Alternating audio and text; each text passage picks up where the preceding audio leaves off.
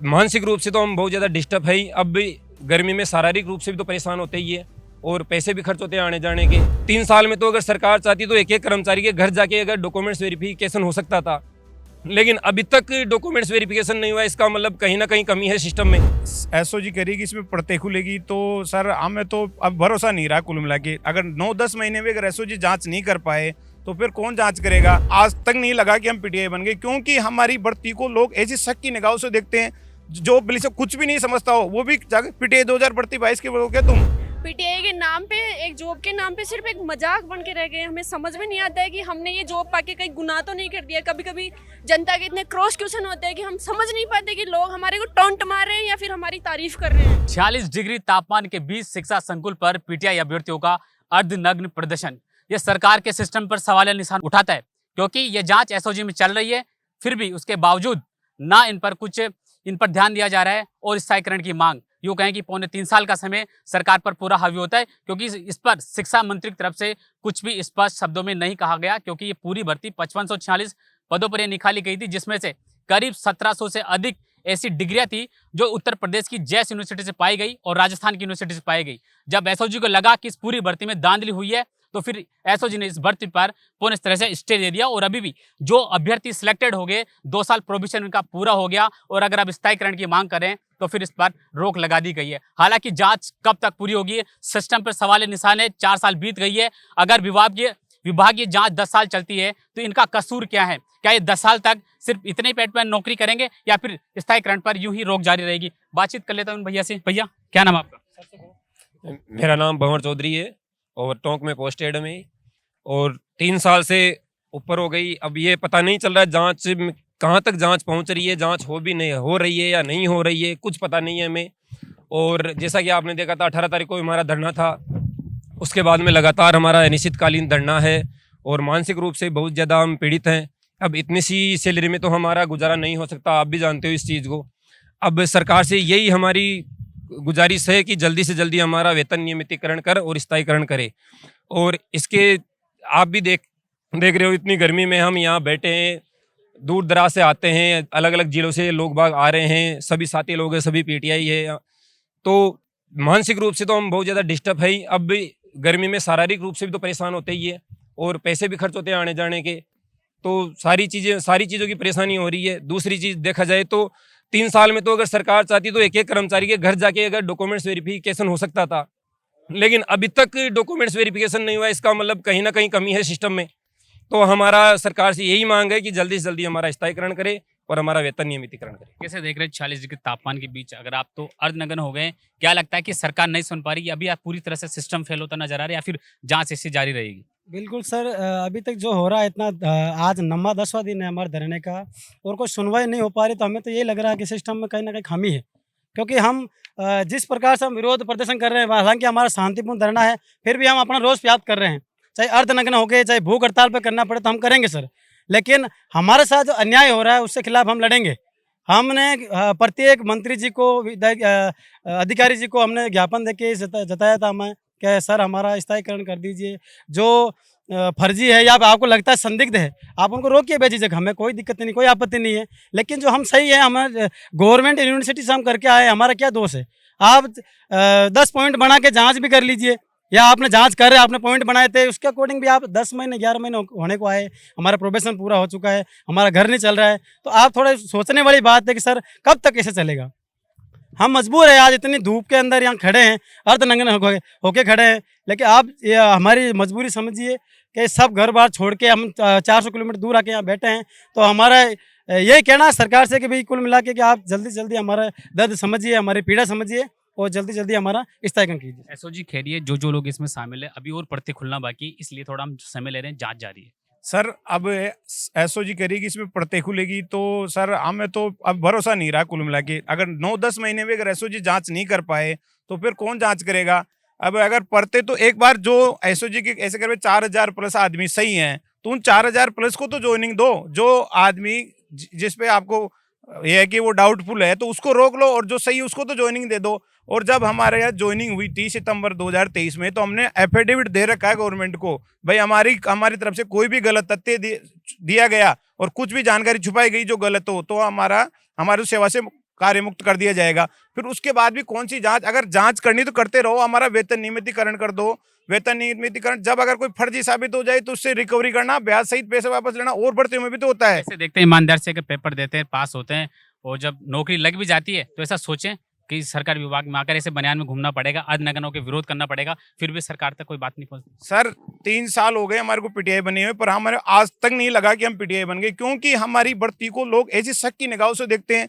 जो पुलिस कुछ भी नहीं समझता हो वो भी जाकर पीटीआई 2000 भर्ती 22 के हो गया तुम, तो जब अब उनको यही पता नहीं कि क्योंकि ऐसे अनर्गल बयान आते हैं कि 1800 फर्जी वो फर्जी, तो फर्जियों की लिस्ट तो आउट कर देनी चाहिए भाई। 9-10 महीने में फर्जी की लिस्ट आउट नहीं हो पाई, और 2 साल, जब 2 साल के जो हमारा प्रोविजन पीरियड था उसमें भी जांच ही हो रही थी, तो टोटल 3 साल तो हो गए जांच चलते हुए। और अगर इच्छा शक्ति होती तो 3 दिन में भी जांच हो जाए, और अगर नहीं करना चाहोगे तो 10 साल में भी जांच नहीं होगी। ये तो हमारे को पूरी तरह मानसिक रूप से प्रताड़ित किया जा रहा है। आगे अंदर क्या कुछ अधिकारियों से वार्तालाप हुई, क्या कुछ रेस्पॉन्स रहा? अधिकारियों से स्पष्ट कोई जवाब नहीं मिला अभी तक। हमें कोई स्पष्ट जवाब नहीं दिया गया कि आपके स्थायीकरण कब किया जाएगा या वेतन नियमितीकरण कब किया जाएगा। इस संतुष्ट जवाब नहीं दे रहे हमें। अंदर हमारा स्थायीकरण करने के लिए या नियमितीकरण करने के लिए विभाग के पास 10 महीने थे।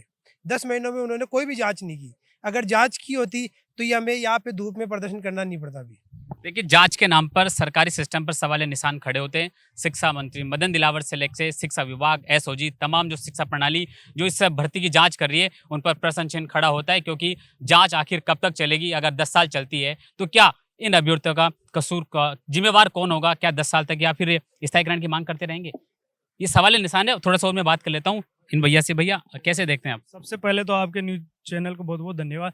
देखो, सितंबर 2023 में हमको ज्वाइनिंग मिल गई थी। सितंबर 2025 में 2 साल पूरा हो गया, लगभग 3 साल पूरे होने वाले हैं।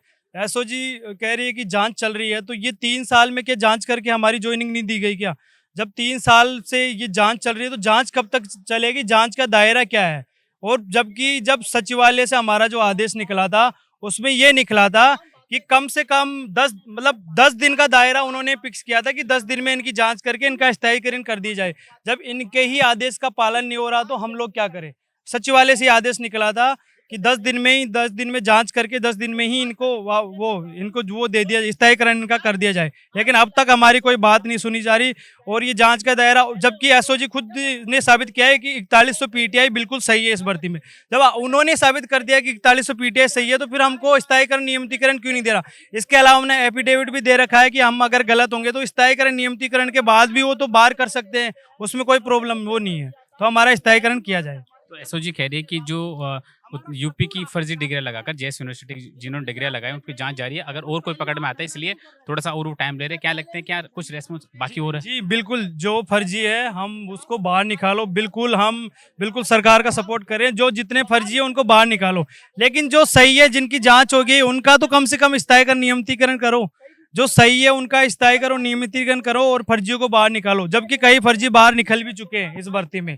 4100 तो लगभग सही है, ये एसओजी ने दावा किया है कि 4100 पीटीआई। क्या लगता है 9 दिन पूरे हो गए, आगे क्या रणनीति रहने वाली है? क्या यहीं बैठे रहेंगे? आज हमारा अर्धनग्न आंदोलन है, एक दिन हम बैठेंगे जी, बिल्कुल बैठेंगे। हमारा आगे भूखा रहने का आंदोलन भी होगा। हम बिल्कुल भूखे रहेंगे, अनशन पे बैठेंगे जब तक हमारा स्थायीकरण नियमितीकरण नहीं हो जाता। हम पीछे हटने वाले नहीं हैं। क्या अब यही रह गया है कि अब भूखा रहना पड़ेगा अपनी मांगे मनवाने के लिए? क्या तभी मांगे सुनी जाएगी सरकार के द्वारा? क्या करें तो सर, हम तो इस राज में मतलब क्या ही बताएं सर, हमारे को तो पता ही नहीं चल रहा कि क्या हो रहा है हमारे साथ। हम तो सिर्फ एक पीटीआई के नाम पे, एक जॉब के नाम पे सिर्फ एक मजाक बन के रह गए। हमें समझ में नहीं आता है कि हमने ये जॉब पाके कहीं गुनाह तो नहीं कर दिया। कभी कभी जनता के इतने क्रॉस क्वेश्चन होते हैं कि हम समझ नहीं पाते कि लोग हमारे को टॉन्ट मार रहे हैं या फिर हमारी तारीफ कर रहे हैं। इस भर्ती में जिस तरह से फर्जीवाड़ा पाया गया तो पूरी भर्ती पे ही संदेह खड़ा हो गया। सर फर्जीवाड़ा तो क्या है, नाम मात्र का सा फर्जीवाड़ा हुआ होगा डिग्री के नाम पे या सर्टिफिकेट के नाम पे, तो वो तो छांटा जा सकता है ना। इसको फर्जीवाड़ा नहीं कह सकते हम। लेकिन कुछ लोगों की इतनी तुच्छ मानसिकता है कि उनको है ना, अब खुद तो पास हुए नहीं तो इसको हाईलाइट करने के चक्कर में सोशल मीडिया पे इसको फर्जीवाड़ा कह के इसको फर्जी घोषित कर दिया लोगों ने बस। बाकी फर्जीवाड़ा इसमें हुआ नहीं। खुद एसओजी की रिपोर्ट है कि 4000 यहाँ पे सही है। मैंने खुद ने रास्ता एसओजी ने 4000 को सही माना है, लेकिन एसओजी ने ये भी तो माना है कि जिन जिन लोगों ने फर्जी डिग्री लगाई उनको एफआईआर दर्ज है एसओजी के पास में। तो एसओजी की जांच जारी है। हालांकि विभाग की और सरकार का आदेश है कि इस पर और थोड़ा सा जांच किया जाए। और कितनी बार जांच करेंगे सर? सर 4 साल हो गए जांच करते हुए, आपके पास आला अधिकारी इतने सारे उपलब्ध हैं, आप जांच करवाओ ना। और जांच तो हमारा फिक्सेशन और स्थायीकरण कर दोगे तब भी होती रहेगी क्या? नहीं होती जांच? सरकार में एक बार आदमी जब राज में आ जाता है ना, तो वो 7 समुद्र पार चला जाएगा तो भी सरकार उसको वहां से उठा लेगी। सरकार में इतना दम होता है सर। यहाँ लोकतंत्र है, कुछ भी नहीं हो सकता। मतलब चोर है तो वो चोर ही है, उसको साहूकार नहीं बोल सकते हम। ईमानदारी के कोई वैल्यू ईमानदारी के कोई वैल्यू नहीं है। राजस्थान यूनिवर्सिटी से हमने बीपीएड करी है, राजस्थान यूनिवर्सिटी से हमने खेला है सर। हमें तो ऐसा मन में ऐसा डर लगने लग गया है कि हमने जॉब चुन के, मतलब पीटीआई चुन के, कभी कभी तो ऐसा लगता है कि यार इसको छोड़ के कोई दूसरी कर ले, जॉब की तैयारी कोई और कर ले। लेकिन अब हम 5 साल में बहुत ज्यादा टूट गए सर। अब वो बात भी नहीं रही है हमारे अंदर कि हम मेंटली इस चीज को मतलब खुद ऑब्जर्व कर सके कि हाँ इसको मानने के लिए मन ही तैयार नहीं है। क्यों? क्योंकि हम तो ईमानदार है ना सर। सर फिर आपने राजस्थान में 20 कॉलेज है बीपीएड की, तो कुछ तो निर्धारण करके ही नीति वो बना के, रूल रेगुलेशन बना के ही हमारे को एडमिशन दिया होगा ना। इसके जॉब लगने के बाद में 6 बार डॉक्यूमेंट वेरिफिकेशन हो गया और 3 बार हमारा जब हम मतलब राजस्थान कॉलेज हमें अलॉट हुआ तब भी हम करवा के आए। तो वो क्या था सर? वो जांच ही तो थी, वो कुछ और था क्या? हमें आगे क्या यही धरना देते रहेंगे? सामाजिक, मानसिक और सामाजिक वेदना से इतने ग्रसित हो चुके हैं कि हमारा तो कहीं मन ही नहीं लगता है। हम तो ये सोचते हैं यार आत्महत्या करके मर जाए, वो ज्यादा बेटर रहेगा। स्कूल में जाते हैं, स्कूल में लोग, मैडम जी आप 2022 वाली पीटीआई की भर्ती हो क्या? आप तो फर्जी नहीं हो ना। हमारे पास कोई जवाब नहीं होता सर, हमारी गर्दन झुक जाती है। हम उनको कैसे साबित करें सर? आपको पता है गांव में तो कैसे कैसे लोग हैं। मेरे पापा ने मेरे को पढ़ाया, लोग मेरे पापा को बोलते थे क्यों पढ़ा रहे, तेरी बेटी है, कल को तेरे को कमा के थोड़ी देगी, वो तो चली जाएगी ससुराल। 6 साल तक 7 साल तक बाहर रह के स्पोर्ट्स करवाया हमने, ऑल इंडिया खेला।